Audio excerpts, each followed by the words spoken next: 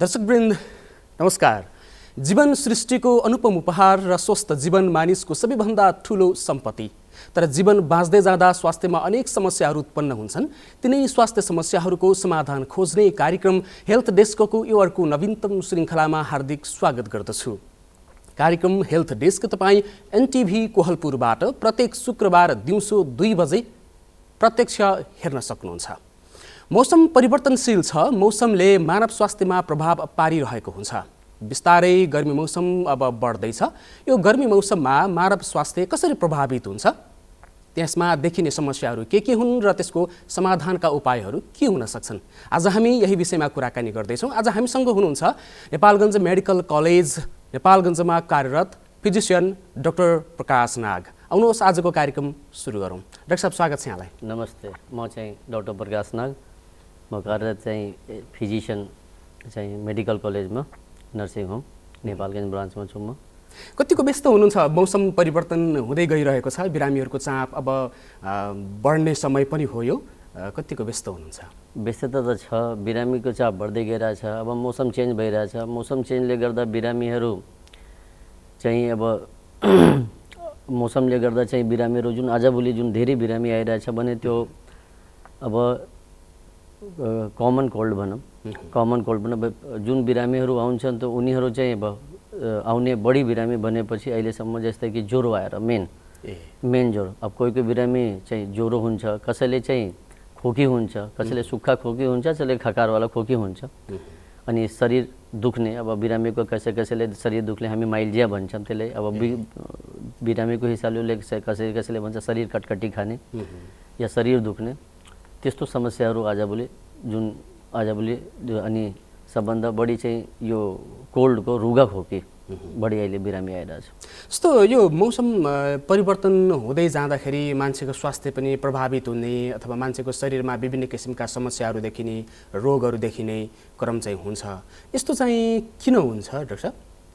अब एउटा त चाहिँ मौसम चेन्जले गर्दा जस्तै मौसम चेन्जले गर्दा चाहिँ अब जुन हुने रोगहरू छ भन्छ डिजिज इन समर्स। अनि चाहिँ त्यसमा चाहिँ अब जस्तै बढी चाहिँ अब देख्यो भने टाइफाइडको बिरामीहरू भयो अब समर डिजिजहरूमा।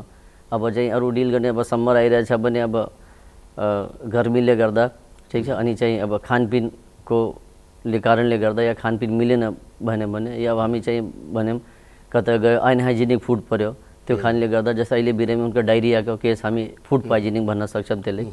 त्यो केसहरू अहिलेको सुरुवाती कन्डिसनमा अहिले जबकि त्यति गर्मी छैन त्यो अब जसमा धेरै गर्मी हुन थाल्यो भने पछितिर त्यस्तो केस पनि आउन सक्छ। जस्तै कि धेरै टेम्परेचर भएको हिट स्ट्रोकको पनि बिरामी, जब एकदम गर्मीको सिजनमा पनि अब बिरामी आउँदाखेरि धेरै अब आउँदाखेरि हाई टेम्परेचर 105 106 टेम्परेचर पनि बिरामी आउँदाखेरि अनि हिस्ट्री कस्तो दिन्छ भने बिरामीले चाहिँ अब धेरै जसो यो केस मैले चाहिँ फिल्ड वर्करमा काम गर्ने मैले यसमा देखा परे। अब फिल्डमा काम गरिरहेछन्, हिट स्ट्रोकले हिटको कारणले गर्दा उनीहरूको चाहिँ हाई टेम्परेचर भएर चाहिँ न्युरोलोजिकल मेनिफेस्टेसन, न्युरोलोजिकलमा चाहिँ दिमागसँग रिलेटेड में जस्तै बेहोस हुने, कोही बिरामी अनकन्सियस भएर आउने, त्यस्तो यो चाहिँ हाई टेम्परेचरमा अब अगाडिको दिनमा यो देखा पर्न सक्छ। धेरै नै गर्मी भयो भने हिट स्ट्रोक, त्यसले हिट स्ट्रोक भन्छ।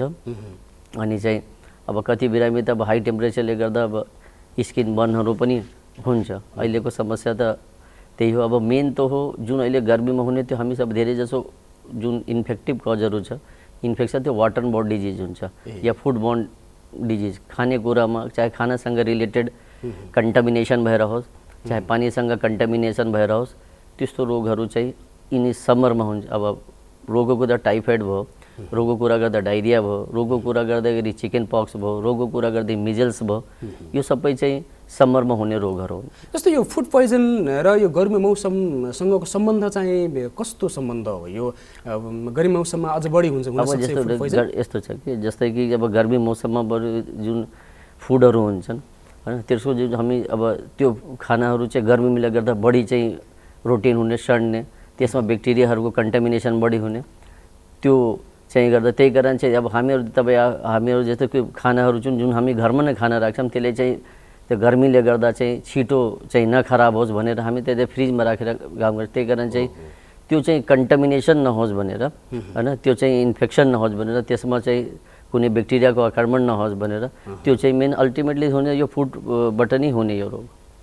जस्तो त्यही त खानाहरूलाई चाहिँ हामीले कसरी बचाउन सक्छौँ लामो समयसम्म, अथवा हामीले त्यो खाना चाहिँ कस्तो प्रकारको खाना प्लस खाना भन्दा पनि होइन त, खाना जस्तै खानाहरू छ प्लस पानी, मेन धेरै जसो बिरामी खानाभन्दा पानी।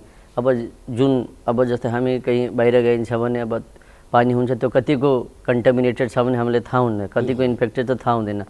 त धेरै जसो अब हामी चाहिँ ध्यान दिँदाखेरि त्यो बोइल वाटरहरू, उमालेको पानी बनाऊँ, त्यो बोइल वाटर बनाऊँ, त्यस्तो खानुपर्छ। अब खाना पनि अब धेरै राखेको होइन, फ्रेस फुडहरू, अब फ्रुट्सहरू पनि भनौँ भने फ्रुट्स बनाउँ, त्यो पनि चाहिँ वास गरेर नै खानुपर्छ, त्यसले वास गरेर राख्नुपर्छ। धेरै अब बाहिरबाट किनेर ल्यायो, नवास गरिकन ल्यायो भने कहाँबाट आएछ कस्तो आएछ त्यो थाहै हुँदैन, त्यसमा कुन कीटाणु छ, माथि सर्फेस एरियामा के छ कस्तो छ त्यो थाहै हुँदैन। त्यही कारण चाहिँ त्यो चाहिँ मेन त हो, त्यसले चाहिँ हाइजिन मेन्टेन, मेन त हाइजिन हो त्यसको। जस्तो पानी हामीले उमालेको पानी खायो भने त्यति स्वादिलो हुँदैन भन्छन् मानिसहरू। अब सबैलाई त मिनरल वाटर अथवा बेच्न राखिएको पानी किनेर खान सक्ने सामर्थ्य पनि सबैसँग नहोला।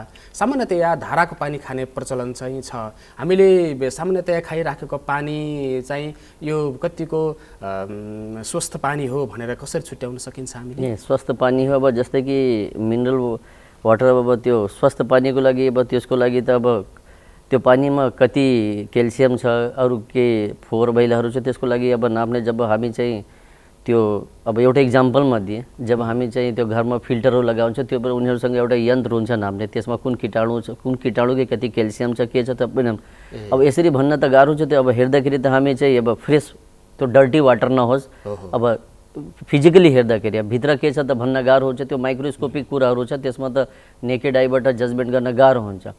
अब त्यही कारण चाहिँ अब त्यो कुन ब्याक्टेरिया छ कि त्यसमा अरू कुनै कीटाणु छ कि, अब त्यसको लागि चाहिँ बोइल गर्ने रिजन के हुन्छ, हाई टेम्परेचरमा त्यो किल भइहाल्छ। अब किल भइसकेपछि एउटा त्यो हो, त्यसको मेन हो कि त्यो ब्याक्टेरिया डेड भइहाल्छ। डेड भइसकेपछि ट्रान्समिसन अफ इन्फेक्सन त्यति हुँदैन।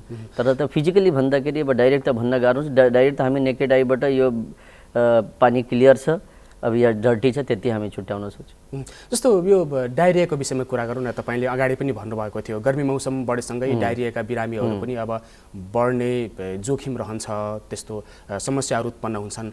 डायरिया चाहिँ मेन कारण चाहिँ के हो? हाम्रो शरीर कमजोर भएर हो अथवा हामीले खानेकुराहरू बढी सडेको गलेको र कीटाणुयुक्त भएर हो अथवा के कारणले हुन्छ? बढी जसो त खानपिन नै हो, प्लस त्यसमा अब डायरियामा जस्तै म तपाईँले आफ्नो एक्सपिरियन्स भन्छु, अब डायरिया त मेन त अब खानपिनले गर्दा नै हो, वाटर बोर्न डिजिज या फुड बोर्न डिजिज नै हो। तर चाहिँ जुन तपाईँले शरीरको इम्युनिटीको कुरा गर्नुभयो कि आफ्नो त्यो धेरै बिरामी जसको इम्युनिटी पावर कम हुन्छ, अब जस्तै डायबिटिज भयो, डायबिटिक डायरिया धेरै कम हुन्छ। अब जस्तो नर्मल मान्छेमा र चाहिँ अरू मान्छेमा जस्तै किडनीको बिरामी भयो उनीहरूको इम्युनिटी पावर कम हुन्छ, ट्युबरक्लोसिसको बिरामी भयो, त्यसपछि तपाईँको एचआइभीहरूको बिरामी भयो। त्यो सबै यस्तो बिरामीहरू छन् जो चाहिँ इम्युनिटी पावर कम हुन्छ। अब उनीहरूको इम्युनिटी पावर कम हुनु उनीहरूसँग कीटाणुसँग लड्ने क्षमता कम हुन्छ। त यस्तो बिरामीहरूले चाहिँ कम भइसकेपछि हल्का इन्फेक्सनले पनि त्यो धेरै स्प्रेड हुन्छ र धेरै चाहिँ कम्प्लिकेसन आउन सक्छ। अब जस्तै नर्मल बिरामीमा डायरिया कन्ट्रोल गर्दाखेरि जति समय लाग्छ त्योभन्दा बढी इम्युनो कम्प्रोमाइज पेसेन्ट भन्छ, जसको इम्युनिटी पावर कम हुन्छ, त्यसमा अलिकति बढी टाइम लाग्न सक्छ र त्यस्तो देखा परि पनि हुन्छ, टाइम पनि लागेर। त्यसै हिसाबले हामी काउन्सिलिङ गर्छौँ बिरामीहरूलाई कि चाहिँ नर्मल डायरिया होइन, किनभने मैले आफ्नै एक्सपिरियन्समा के भन्छ, नर्मल डायरिया बिरामीले चाहिँ अब डायरिया त हो, सिम्पल त हो भनेर चाहिँ ट्रिटमेन्ट त मेरो आफ्नो एक्सपिरियन्स है भने डायबिटिज पेसेन्ट जुन शरीर जसको कमजोर छ, जस्तै डायबिटिक म स्पेसली डायबिटिजमा कुरा गर्दैछु जुन म डिल गरिरहेको छु, त्यस्तो बिरामीले म के भन्न चाहन्छु भने त्यसमा सिम्पल जस्तै सिम्पल भन्नु हुँदैन कि सिम्पल डायरिया हो कन्ट्रोल भइहाल्छ। कहिले कहिले यस्तो भइहाल्छ कि बिरामीले चाहिँ धेरै डायरिया भएर बिरामीले पुरा डिहाइड्रेसन भएर एकदम सिकिस्त भएर आउँछ। त्यही कारण चाहिँ जसको इम्युनिटी पावर कम छ, जस्तै सुगर भयो, टिबीको बिरामी भयो, अनि चाहिँ जो लामो समयदेखि स्टेरोइड लिइरहेछ, एचआइभीको पेसेन्टहरूमा भयो, त्यस्तो बिरामीमा कुनै पनि जस्तै डायरियाले सिम्पल लिनु हुँदैन। त्यो हुने बित्तिकै ल ठिक छ, अब त्यो हुने बित्तिकै सम्बन्धित डक्टर्ससँग त्यसले चाहिँ ट्रिट गर्नुपर्छ, नि त त्यसको कम्प्लिकेसन भन्छ। इभन द डाइरियाबाट पनि बिरामी सकमा गएर ब्लड प्रेसर लो भएर इन्फेक्सन स्प्रेड भएर अब भन्दाखेरि त केही अब बिरामी आउँदाखेरि पनि डाक्टर साहब केही थिएन, सिम्पल झाडा पखाला थियो, उल्टी थियो, अनि आउँदाखेरि बिरामी हेर्दाखेरि बिपी नै छैन, त्यो पुरा सेप्सिस भन्छ, त्यसले सेप्टिक सक भन्छ, पुरा ब्याक्टेरिया नै शरीरमा स्प्रेड गरेको त्यस्तो पायो। त्यही कारण चाहिँ त्यो डाइरियामा चाहिँ अलिकति त्यो सिम्पल लिनु हुँदैन। त्यो जस्तो डाइरियाबाट बच्नको लागि त अब सफा सुग्घर हुनु पर्यो, स्वस्थ खानाहरू खानु पर्यो, स्वस्थ पानीको अब पिउनु पर्यो। अब डाइरिया भइहाल्यो भने प्राथमिक उपचार अथवा हामी घरमै बसेर त्यसको उपचार गर्न सक्ने विधिहरू औषधिहरू पनि त होलान् हैन? अब त्यो चाहिँ त्यसमा चाहिँ अब डाइरिया हुने सबभन्दा पहिले अब घरैसी इलाज गर्नु पर्यो। त्यसपछि घरैसी इलाजमा के छ भने अब एउटा चाहिँ तपाईले हाइजिन मेन्टेन गर्नु, जस्तै खानेकुरामा पहिले भनिसकेको छु। अब पानी नै खानु पर्यो भने हामी एडभाइस गर्छ भाइ मन तातो पानी या तताएको पानी खाने। अब डाइरिया भइसकेपछि शरीरमा अब सबभन्दा बढी लस हुने सोडियम लस हुन्छ, पोटासियम लस हुन्छ। सोडियम लस भएपछि शरीरमा एकदम थकान लाग्ने, पोटासियम लस भयो भने क्र्याम्पिङहरू हुने, सोडियम लस भएपछि त्यस्तो कुराहरू हुन्छ। त्यसको चाहिँ हामी चाहिँ त्यसमा जीवन जल पानी, इलेक्ट्रोल पाउडर भन्छ, जीवन जल पानी भन्छ। अनि त्यसमा चाहिँ अरू कुनै कोमोर्बिड कन्डिसन छैन भने जुस भन्दा पनि जुस अब जस्तै बाहिरबाट ल्याएको जुस इन्फेक्टेड हुनसक्छ, त्यो थाहै हुँदैन बाहिरबाट ल्याएको कहाँ कसरी निकालेर दिएछ। तर त्योभन्दा राम्रो बरु घरमै त्यसले जुस निकाल्ने, या त डाइरेक्ट फल खाँदाखेरि त्यो बेस्ट हुन्छ, मेरो आफ्नो ओपिनियन। त्यही कारण चाहिँ त्यसमा थियो। अनि त्यसपछि यो त आफ्नो घरैसी इलाज भयो। त्यसपछि चाहिँ रिलेटेड मेडिसिनहरू भयो, त्यसको अरू धेरै मेडिसिनहरू छ। त्यसको चाहिँ कमन मेडिसिनहरू छ, जस्तै मेट्रोनिडाजोल भयो, ओनिडाजोलहरू भयो, यो चाहिँ मेडिसिन पार्टबाट भयो, यो गर्नुपर्छ भयो। त्यसमा पनि अब सिम्पल डाइरिया हो, कहिले कहिले धेरै बिरामीले हुन्छ ब्लडी डाइरिया भइहाल्छ। खुन अब स्टार्टिङमा केही हुने, 1-2 दिन जति सिम्पल डाइरिया हुने, पछितिर 2-3 दिन पछि त्यसमा आउमासी परेको या रगत देखा पर्छ। अनि त्यस्तो केसमा अलिकति टाइम टेकिङ हुन्छ र मेरो एडभाइजमा त्यस्तो बिरामीले एडमिट भएर इलाज गराउँदाखेरि हुन्छ। किनभने धेरै बिरामी मैले त्यस्तो चाहिँ सिरियस अवस्थामा पुगेकोहरू चाहिँ सिम्पल डाइरिया भन्छ। जस्तो त्यो पछिल्लो समयमा रगत नै देखिनु, त्यो चाहिँ के कारणले हुन्छ बढी जसो? त्यो के कारण, त्यसको धेरै पोजिटिभ अर्गानिजमहरू हुन्छ। जस्तै अब त्यसको कुरा गरौँ भने अब त्यसको धेरै ब्याक्टेरियाहरू छ, त्यसले सबभन्दा बढी गएर ठुलो आन्द्रामा लार्ज इन्टेस्टाइन भन्छ। लार्ज इन्टेस्टाइनमा इन्फेक्सन गर्ने, त्यो लेयरलाई इरोड गर्ने, त्यहाँ इन्फेक्सन गर्ने। अनि अब जस्तै कुनै ब्याक्टेरियाले त्यो ठाउँमा गएर चाहिँ अब इन्फेक्सन गर्दा गर्दै त्यो लेयरलाई त्यो हटाइदिने, त्यो घाउ पारिदिने, त्यहाँबाट पनि ब्लिडिङ हुन्छ। त्यो मेन त कारण त्यो हो। अब त्यसको अरू कीटाणुहरू पनि छ, जसको क्लोस्ट्रिडियम भन्ने कीटाणुहरू छ, स्टेफाइलोकोकस छ, अरू धेरै त्यसको कीटाणुहरू छ, त्यसले गर्दा चाहिँ हुनसक्छ। त्यही कारण चाहिँ त्यसमा चाहिँ त्यो ब्लडी डाइरिया मिन्स हामीले के बुझ्नु पर्यो, उनको ठुलो हातमा इन्फेक्सन भइसकेको छ र त्यो धेरै इन्फेक्सन हो, त्यो सिम्पल डाइरिया होइन। अब यो तपाईले अगाडि पनि कुराहरू गर्नुभएको थियो टाइफाइडको विषयमा र ज्वरो आउने, टाउको दुख्ने अथवा यस्तो समयमा वाकवाके लाग्ने, यस्ता प्रकारका समस्याहरू बढी देखिन्छन्। यस्तो समस्याहरू पनि त्यो खानपानको कारणले हो अथवा गर्मी मौसमको तापक्रमले गर्दा बढी हुन्छ यस्तो समस्या? तापक्रमले गर्दा भयो। जस्तै कि अब आजभोलि जुन बिरामी आउने, ज्वरो आउने, कटकटी खाने, मैले टाउको दुख्ने, उल्टी हुने, त्यो चाहिँ अरू धेरै कुराहरूबाट हुनसक्छ जुन हामी अहिले डिल गरिरहेछौँ। हामी जुन अहिले पेसेन्टमा डिल गरिरहेछौँ, जस्तै कि एउटा चाहिँ डेङ्गु फिभर भयो। डेङ्गुबाट त्यो transmitted viral disease dengue fever हो, चाहिँ कीटाणु चाहिँ डेङ्गु भाइरसबाट हुने हो। अनि चाहिँ जबकि हुने यो लामखुट्टेबाट हो, मस्किटो बर्न डिजिज भन्छ। त्यसको कीटाणु हो चाहिँ फिमेल मस्किटो हुन्छ, एडिज एजेप्टी भनेर भन्छ त्यसले डेङ्गुमा। त्यसको प्रेजेन्टेसन पनि यस्तै हुन्छ कि अब त्यो हामीले अलि डिफ्रेन्सिएट गर्नुपर्छ, क्लिनिकली डिफ्रेन्सिएट गर्नुपर्छ, प्लस अलिकति ल्याब रिपोर्टबाट डिफ्रेन्सिएट गर्नुपर्छ। त्यसमा पनि बिरामीको जो ज्वरो आउने, टाउको दुख्ने, उल्टी हुने, शरीर दुख्ने पुरा। अनि त्यसले हामी के भन्छौँ, डेङ्गुले के भन्छ भने बुकैमा लेखेको छ ब्रेकबोन फिभर भनेर भन्छ।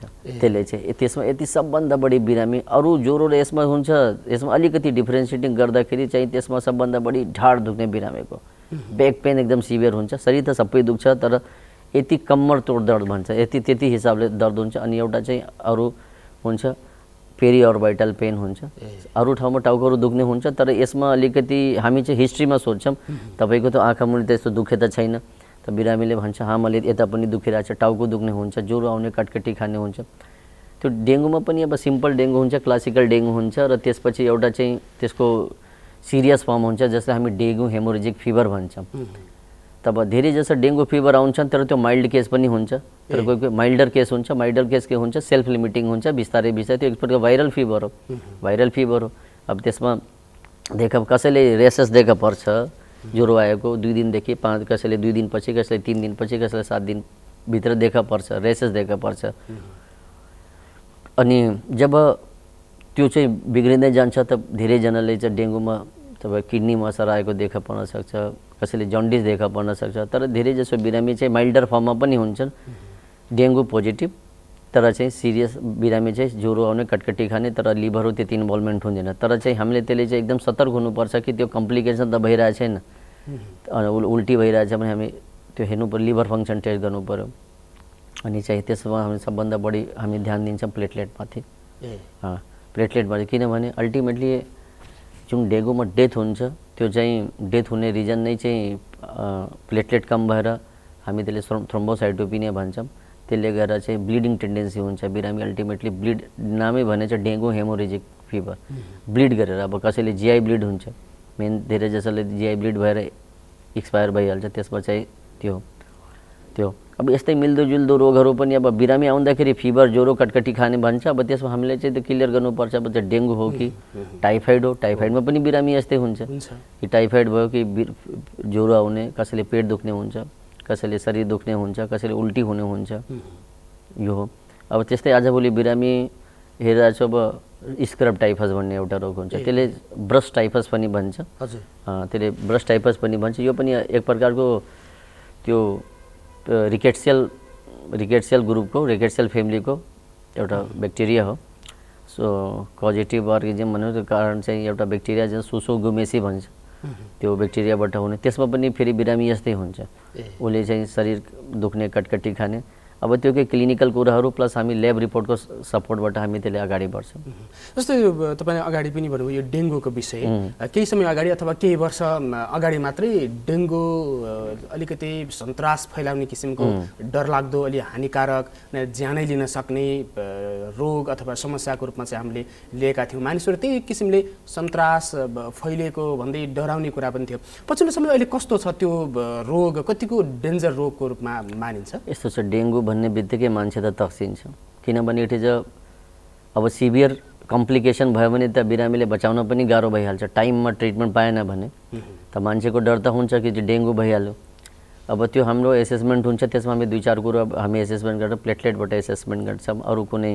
अरू कुनै अर्गन इन्भल्भ भइरहेछ कि त्यसबाट एसेसमेन्ट गर्छ, लिभर इन्भल्भ भइरहेछ भने, किडनी इन्भल्भ भइरहेछ कि, प्लेटलेट कतिको डाउन भइरहेछ कि, उसको हेल्थ कन्डिसन के छ।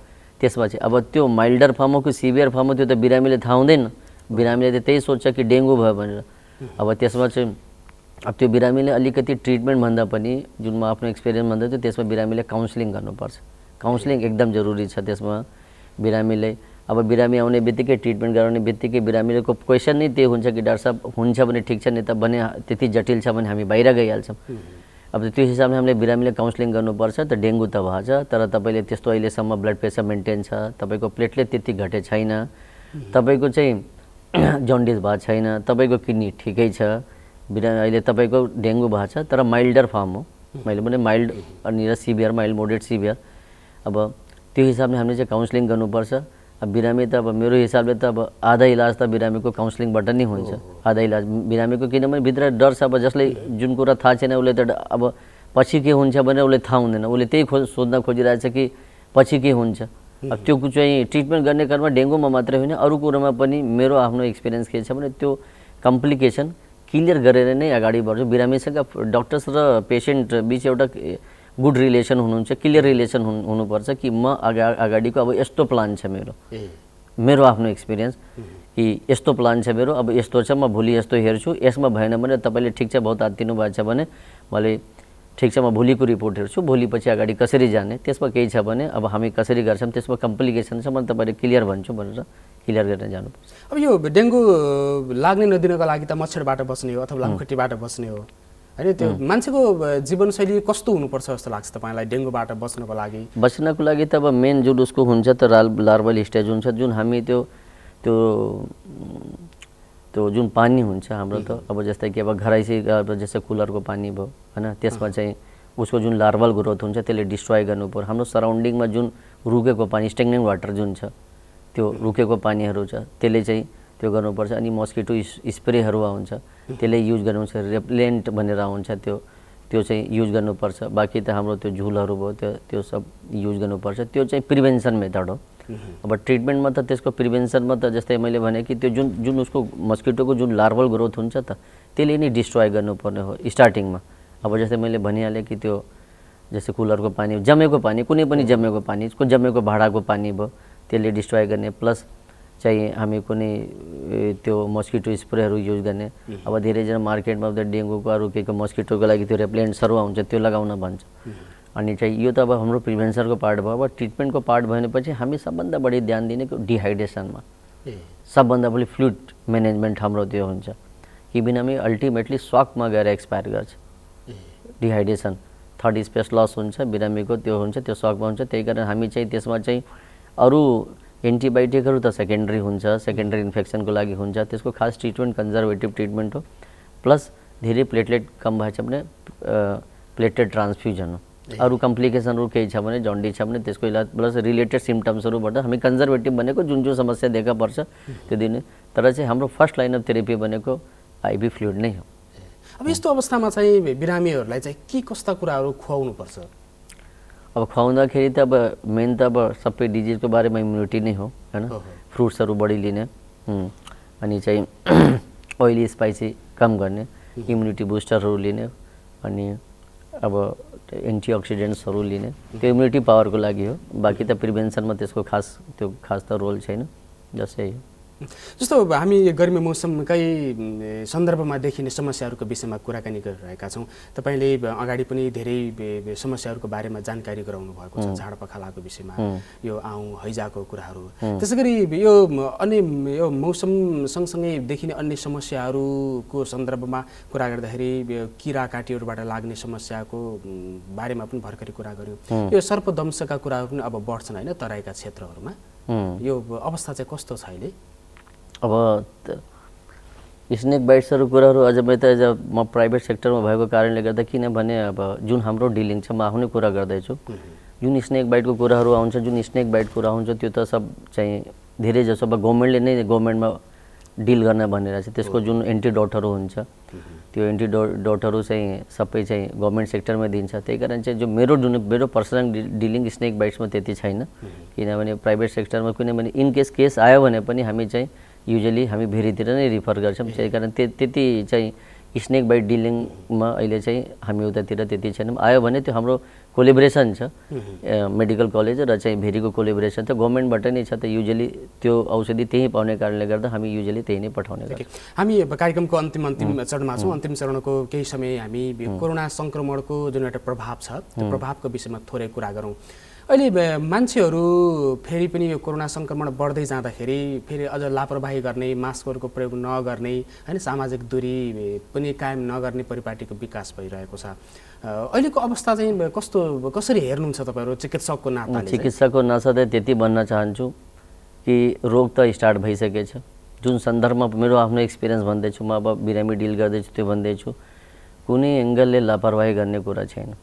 किन यो रोग अब कसैले भन्छ, अब त्यो अपने एज अ डक्टर्समा भन्दैछु, कसैले भन्छ कोरोना छैन, कसैले के भन्छ। तर म यो बिमारीले बडा नजदिकदेखि मैले हेरेको छु। किनभने बिरामी सिम्पल बिरामी आउने, सिम्पल सास फेर्न गाह्रो भएर आउने, खोकी लाग्ने, 2-3 दिनमा मेसिनमा जाने र चौथो दिन एक्सपायर भइहाल्ने। त्यो म धेरै नजिक, किनभने म त अब यही फिल्डमा काम गरिरहेको छु, मेरो साथीहरू पनि यही फिल्डमा काम गर्छन्। त्यही कारण चाहिँ म जनरल पब्लिकले यही भन्न चाहन्छु भने अवेरनेस हुन एकदम जरुरी छ। रोग लागिसकेपछिको पीडा छुट्टै हुन्छ।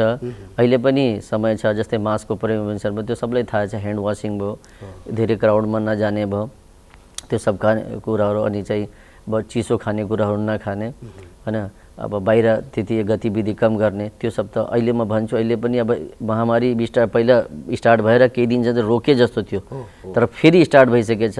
हाम्रै चाहिँ अब केसहरू देखेर पर्न थालेछ। तर योभन्दा अब जुन अहिले लिट्रेचर आएछ, जुन अहिले चाहिँ जुन अपडेटहरू आइरहेछ, अब अहिले भन्छ त्योभन्दा जुन पुरानो स्ट्रेन थियो वान स्ट्रेन भन्ने जुन थियो त्योभन्दा बढी चाहिँ यो म्युटेसन भएर आएको यो स्ट्रेन हो र त्योभन्दा बढी खतरनाक छ। अनि मेरै साथीहरू जुन चिनेको अब इन्डियाहरू छ उनीहरूसँग कुरा गर्दाखेरि चाहिँ बिरामी 2-4 दिनमा सास फेर्न गाह्रो भएर आउने अनि चाहिँ फेरि मेसिनमा जाने फेरि मर्ने क्रम बढिरहेछ। जुन मेरो साथीहरू छन् उनीहरूले चाहिँ भन्दाखेरि अब यता पनि फ्रिक्वेन्टली केस देखा पर्न थालेछ। केसहरू जस्तै अब केस भइसकेपछि अब भिरीमा राख्ने कुराहरू त्यो पनि बेड सब अकुपाइड हुन थालेछ। त म अहिले पनि त्यही बोल्छु कि अझै पनि समय छ, हामीले अवेर हुनुपर्छ। हामीले चाहिँ जुन गभर्मेन्टको प्रोटोकल छ त्यो हामीले मान्नुपर्छ, चाहे आफ्नो लागि पनि अरूको लागि पनि हामीले त्यो गर्नुपर्छ। हस् डाक्टर साहब, आजको कार्यक्रममा आइदिनु हो, अत्यन्तै खुसी लाग्यो। हामी मौसमले पारेको प्रभावका विषयमा कुराकानी गऱ्यौँ।